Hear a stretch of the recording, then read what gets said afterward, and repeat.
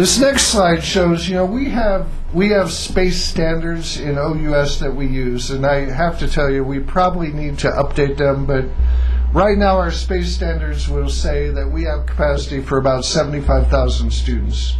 And for us to hit the 40-40-20 goals, we believe we have to serve about 140,000 students. So that creates a bit of a gap, and you could argue that we're already at 101, so really the gap's only the difference between the 101 and 140. But nevertheless, to serve more students, to meet the 40-40 challenge, 40-40-20 challenge, we will undoubtedly need new space. Representative Springer. Thank you, Madam Co-Chair. So you brought up a point I hadn't thought about until 2 minutes ago. And I think the idea of 40-40-20, whatever the number is, is a good focus point. That said, and I realize capital improvements are just one piece of a huge conversation. Do we need to be very cautious of how we are setting the stage for graduate level work? Or will academia just drive that independently? Co-Chair Monroe and Representative Springer, that is a great question, and the speaker who is going to follow me is an eloquent spokesperson of that. That's Linda Schaffetti. And we are worried that the focus on 40-40-20, which focuses really on undergraduate education, leaves out that graduate education and research function, or seems like it's a second priority when we don't believe it should be. And again, I think Linda and some of the other speakers today, if I can get off the podium here, will be much more eloquent in addressing that. Follow up.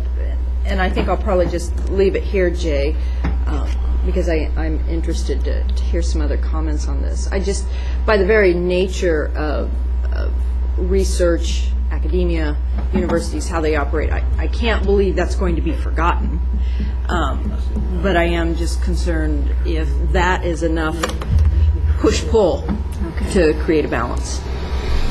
Yeah, Co-Chair Monroe, I would say it's to be determined. I don't think our board is going to forget it, and I don't think our faculty are going to forget it, obviously. And so I think it will be there. It's just at what level, at what priority will it take, etc. So, thank you. Okay. Senator. Got one quick question. Okay, and then I'm going to try to align this with the schedule. Fair enough. Can we go back to the previous slide? And I know that you're covering it. This one? The obvious is you have OUS rated the top 3 slots for $55 million. And I know that you're kind of covering that request, but that just, I'm trying to figure out how that played into 40-40-20. Can you help me with that a little bit? Co-Chair Monroe, Senator Girard, that's actually a misnomer. We don't rank these projects. We have never prioritized campus-based projects, and that's an error. We shouldn't probably have that on this slide. Okay. So we're not number one. Our institutions are. All right. Thank you. Rest assured. All right. Because our time is clicking away, I have a couple of questions about the slide we were on, about the 40-40-20.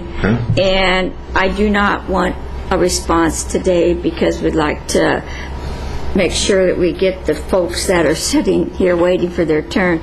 But I want to know what kind of information that you've developed with the compatibility of online courses compared to bricks and mortar schools. What kind of considerations have those been taken into?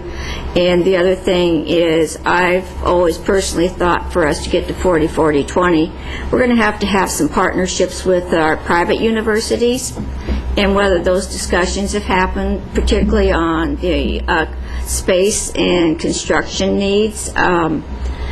I think there's opportunity to look at buildings in a different light, but that's for a different discussion.